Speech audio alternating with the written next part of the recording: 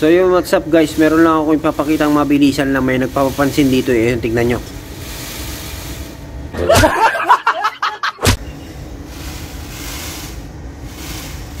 Ayan, nagpapapansin siya dun sa babae. Kaya ganyan. Ayan. Information nga lang pala, just to let you know lang, kapag naggaganyan ng pikak na lalaki, ibig sabihin yan, gusto niya. Oo. Alam nyo na yun. Alam nyo na kung ibig sabihin ng gusto niya. Oo. Ayan, kaya ganyan yan.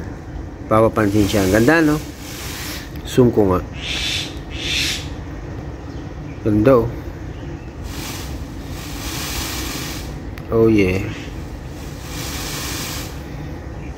Papapansin siya nun sa, ano, sa babae. Ito, wala eh. Hindi siya tag ano ngayon, hindi siya tag L. Hindi siya tag L ngayon. Ito L na L eh, oh. Wala na, lalayasan ka na. Paano ngayon yan? Oh. Ano ngayon? Anong ganap mo ngayon? Titignan niya to isa. Lalaki rin yan eh. Hindi mo pwede yan. Hindi kay talo. Wala na. Wala ka na pinagpapansinan. Paano yan?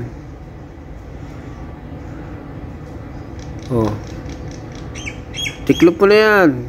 Pakita mo sa kanila kung paano mo tinitiklop yan. Di ko na tiyempoan yung pagbukan yung buntot mo eh. Tiklop mo na. Tiklop mo na. Ikaw ititiklop ko. Hoy!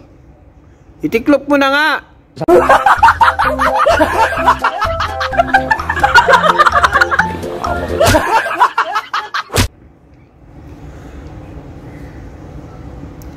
Yan, ganyan. O, yun. O, diba? Tiniklop na niya. Wala nang babae. Wala na siyang pagpapansinan. Eh. O, sige na. Babay na.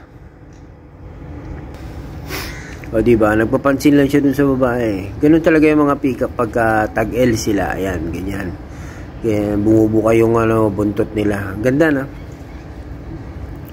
Ganda eh. So, yun. Wala lang.